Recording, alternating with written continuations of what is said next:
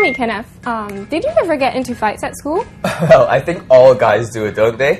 When I was back in school, when two boys had a disagreement, they would just settle it at the stairwell, away from prying eyes.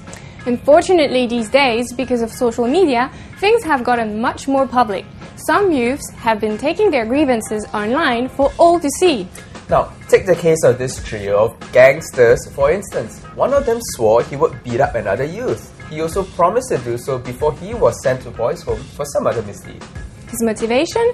Revenge, apparently, for having been beaten up himself by the other youth in the past. And as expected, Stompers had lots to say about it. Teo Stomp, for example, called it all a bunch of internet bravado. He wrote, "All of them are the same. They talk big on the internet, but when the police come, they all run like chickens. And when they get arrested, they start sobbing." Stomper Wanchai80 blamed their parents for it. He wrote, "Parents are the closest to their kids and they follow whatever they have been taught. I've seen kids who act the same way as parents. They only want to win regardless of the situation. We have only ourselves to blame for pampering them and not teaching them the right way."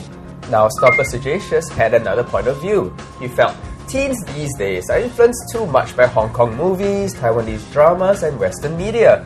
They're all living in their own little worlds. He says they want to be cool, they want to be famous, they all want to be the Lao Da, or boss.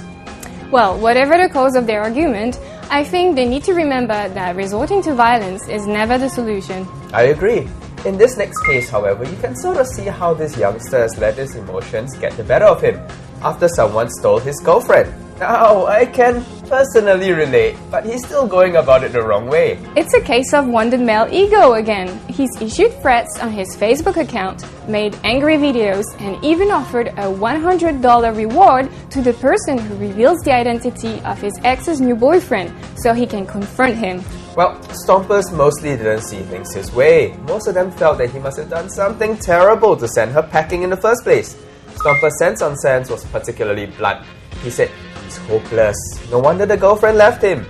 Meanwhile, Stomper Scarbird said, "These teenagers are brainless and full of rubbish. Why can't they do something more constructive, like concentrating on their studies, since their parents are slugging hard to pay for their education?" Well, he's got a point there. At his age, he's got much more important things to think about than girls, right?